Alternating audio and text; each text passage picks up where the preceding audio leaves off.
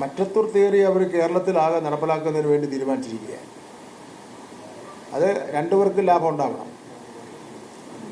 BJPക്കും കോൺഗ്രസിനും ലാഭം ഉണ്ടാവുന്ന രൂപത്തിൽ പിന്നെ മറ്റത്തൂർ തിയറി, അങ്ങനെ ഒരു തിയറിയിൽ നിന്ന് തന്നെ ഇപ്പോൾ വന്നൊക്കെയാണ്. വടക്കേന്ത്യയിലൊക്കെ തന്നെ ഇത് നടപ്പിലാക്കി വിജയിച്ചിരിക്കുകയാണ്. കാരണം മുഖ്യമന്ത്രിമാരും MP-മാരും MLA-മാരിലും കൂട്ടത്തോടെയല്ലേ മാറിപ്പോകുന്നത്. അപ്പോൾ അവിടെ കോൺഗ്രസിനോടുള്ള വിശ്വാസം പിന്നെ കേരളത്തിലെ ജനങ്ങൾക്ക് ഇല്ലാതായി, പൂർണ്ണമായിട്ടില്ലാതായി. കാരണം ഇനി കോൺഗ്രസിന് വോട്ട് ചെയ്താൽ മതേതരത്വത്തിന് എന്നുള്ള നിലയിലാണല്ലോ കോൺഗ്രസിന് വോട്ട് ചെയ്യാൻ വേണ്ടി കുറേ പേരെങ്കിലും ഇനിയും തയ്യാറായിരിക്കുന്നത്.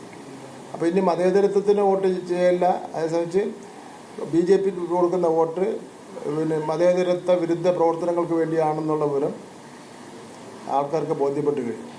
അതുകൊണ്ട് വരാൻ പോകുന്ന നിയമസഭാ തെരഞ്ഞെടുപ്പിൽ അവരെന്ത് വിശ്വസിച്ച് വോട്ട് ചെയ്യും?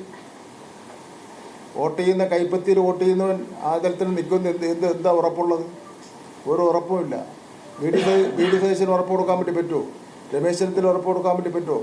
സോണിയാഗാന്ധിക്ക് പോലും ഉറപ്പ് കൊടുക്കാൻ വേണ്ടി പറ്റില്ല. കോൺഗ്രസിന് വോട്ട് ചെയ്ത് ജയിച്ച് വന്നവൻ കോൺഗ്രസിൽ തന്നെ നിൽക്കുമോ എന്നുള്ളൊരു ഉറപ്പ് കൊടുക്കാൻ വേണ്ടി പറ്റില്ല. ആ ഒരു സാഹചര്യം നിലനിൽക്കുമ്പോൾ കോൺഗ്രസിന് വോട്ട് ചെയ്യുന്ന ഓരോ വോട്ടും അത് BJPയും RSSനെയും പ്രോത്സാഹിപ്പിക്കുന്നതിന് വേണ്ടിയുള്ളതായിരിക്കും. അതുകൊണ്ട് ന്യൂനപക്ഷങ്ങൾ വളരെ ജാഗ്രതയോടുകൂടി ഈ പ്രശ്നത്തെ കാണണമെന്നുള്ളതാണ് പറയാനുള്ളത്.